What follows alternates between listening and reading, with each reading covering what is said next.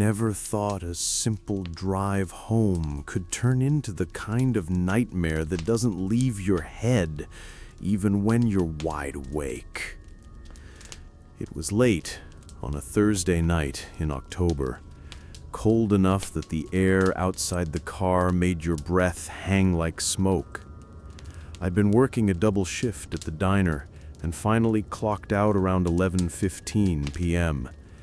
Normally, I'd take the interstate back to my place, but that night I wanted to avoid the traffic from a construction project, so I decided to cut through the back roads.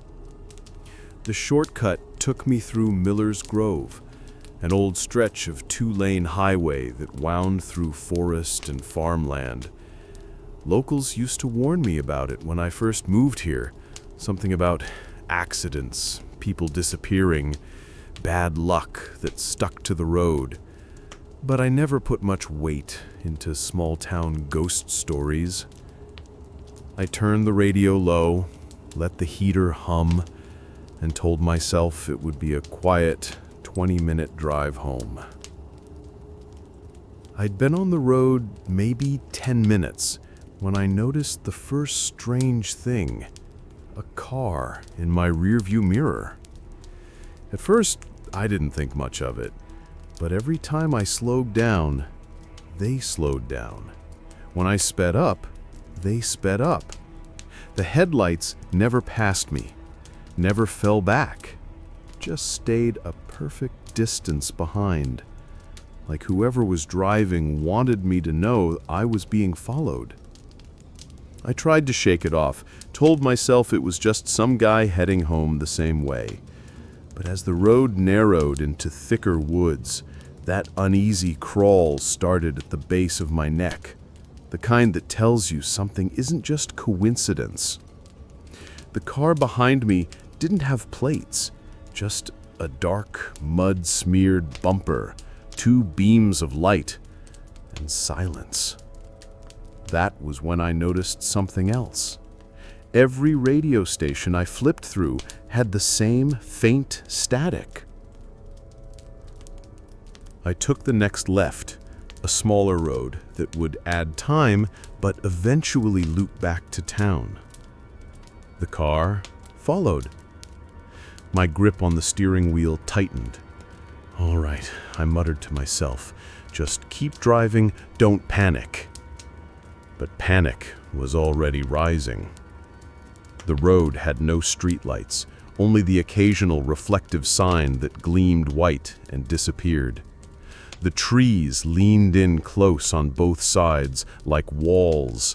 I drove faster, but no matter how much I pressed the gas, the headlights behind me stayed the same distance, like they were tethered to me. I spotted an old gas station up ahead, its sign flickering dimly. Relieved, I pulled in fast, tires crunching gravel. The car behind me slowed at the entrance, then kept going. I let out a shaky laugh, trying to convince myself it was nothing. The station was closed, lights off except for the buzzing neon sign in the window. I thought about calling someone, but my phone had no service, not one bar, nothing. That's when I noticed the payphone near the corner of the building, old, rusted, but maybe still working. I stepped out of my car, the cold hitting me instantly. The forest around the station was dead silent. No crickets, no wind, just that buzzing sign and the crunch of my own shoes on gravel. I picked up the receiver. Dead. No dial tone. And then a sound from the woods. Footsteps. Slow, heavy, deliberate. I froze, my breath fogging in the cold. "Hello?"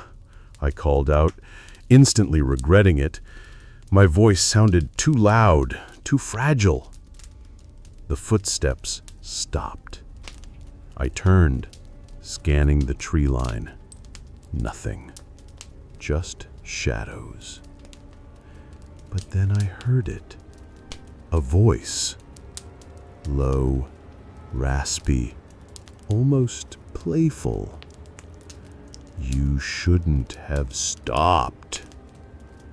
My stomach dropped. I bolted back to my car, fumbling the keys with shaking hands. I slammed the door, locked it, and turned the ignition. The engine coughed once, twice, then died. The headlights behind me clicked on. The same car, the one with no plates. It hadn't left after all. It sat at the edge of the lot, idling, its lights blinding me. I couldn't move, couldn't breathe. Then, the car door opened.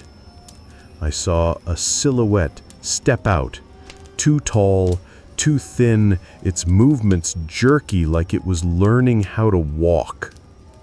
It stood there in the beams of its own headlights, head tilted, watching me. I fumbled for my phone again. Still no signal. Come on, I whispered, slamming my fist against the steering wheel. The figure started walking towards me. Each step echoed like it weighed more than it should. I tried the ignition again. This time, the engine roared to life. Relief surged through me. I threw the car in reverse, gravel spitting out behind the tires, and tore back onto the road. The figure didn't chase me, didn't run, just stood there, head cocked, watching me as I sped away. But in the mirror, the headlights were back. I don't remember much of the drive after that, just the panic, the blur of trees, the endless white lines of the road.